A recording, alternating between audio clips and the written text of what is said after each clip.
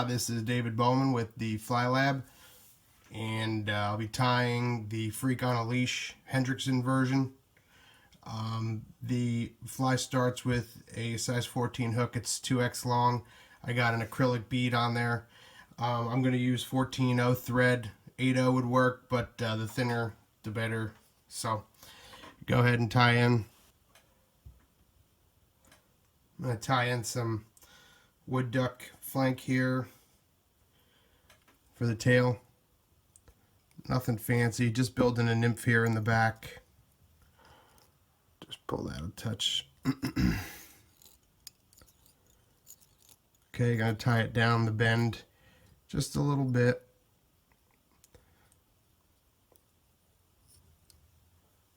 Okay, now I'll cut away the excess.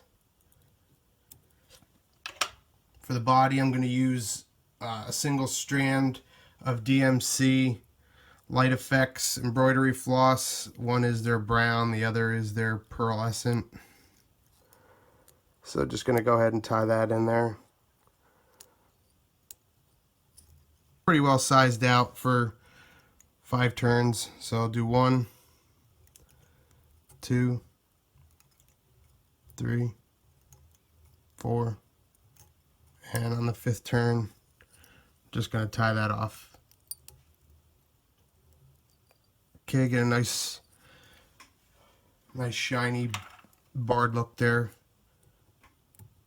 Get rid of that. I'm going to take a couple more fibers of the wood duck, split them in half so that they're like little legs coming off of either side.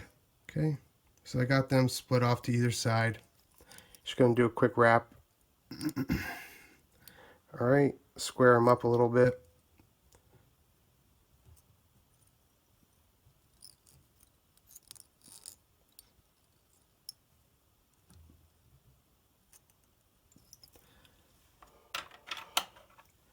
So you got some nice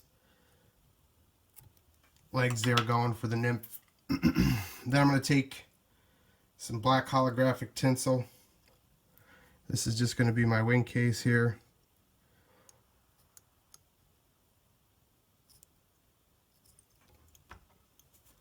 And then I'm going to use some rusty Awesome Possum. I'm just going to build a little thorax region. Pull this over. Get that trapped in place. Give it a couple turns. Snip this out of here. Kind of flatten this stuff that's out front here so the bead will slide over it.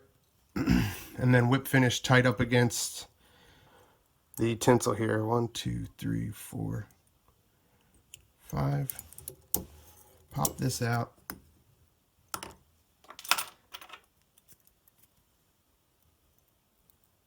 And get rid of that. Okay, then I'm going to push this bead as far back as I can up against that little ramp of thread. Not a big deal if there's a little space there. Okay, and that's kind of your nymph. Now there's two versions of this. Just going to scoot the camera. One is where it has a shank or a stem between the hackle and the fly. The other, it doesn't. The version that I'm tying here is with the stem, but you can basically from this point on, and you'll see what I mean, is tie your hackle fibers. Well, you're going to tie a CDC tuft out front here, and then tie your hackle fibers right up against the bead, wind the hackle, tie it off, and whip finish up front. But I'm going to put a stem in here just so that you can see both versions. And so now what I'll do is I'm going to go ahead and tie back in front of the bead.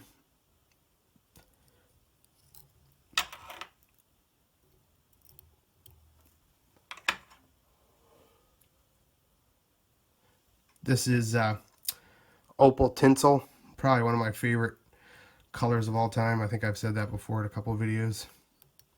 Just going to tie that tight up against the bead. Okay, come back up to the front. Then this is just going to get wound.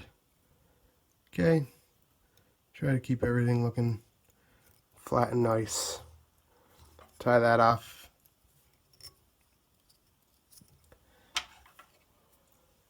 snip the excess of that off. Now I'll take a CDC feather for visibility so it sticks up in the air a little bit once that hackle sits down. Okay, I'm going to cut the back of this out of the way and then cover it with thread.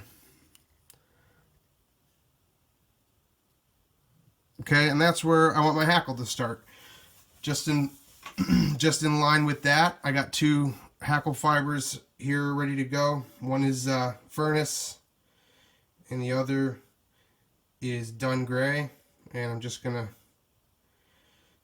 tie them in with a little hash whipping, or whatever you want to call it, lashing, little figure of 8 kind of sort of thing.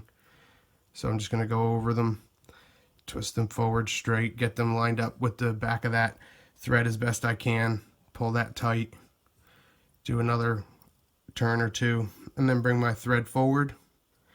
And I don't want to crowd the eye of the hook too bad. So, alright, and then I'm just going to snip these bad boys off at the stem. Then I'm going to take just a touch of UV clear finish just to ensure that they don't come loose. And just hit that thread with a little UV coat. Let that sink in a touch. This is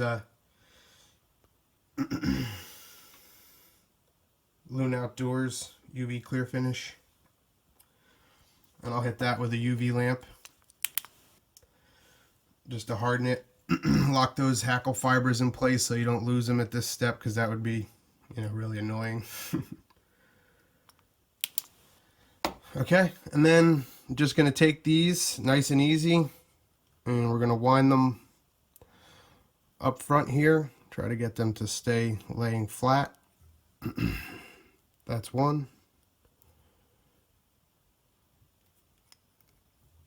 Okay, and again, I have a camera in front of me. This is incredibly challenging with the camera. That's 2. 3. Looks like I'll get a 4th turn in there. Okay, and then I'm going to follow those hackle stems around with my thread. Try to stay away from the eye. I'm going to do 2 good tight turns around the hackle fibers, pull everything back, and bring my thread around to the front of the eye. Grab my whip finish tool here, grab the thread in there. Okay, pull everything back, and then I'm going to whip finish. 1, 2, 3, 4, 5. Pop that out. Get that good and tight. Oh, that broke at the end there. Doesn't look like I'm going to lose the fly, so I'll be okay. I'll snip these stems out of the way. Okay. Pull the CDC forward. And that's it. That is the Freak on a Leash Hendrickson.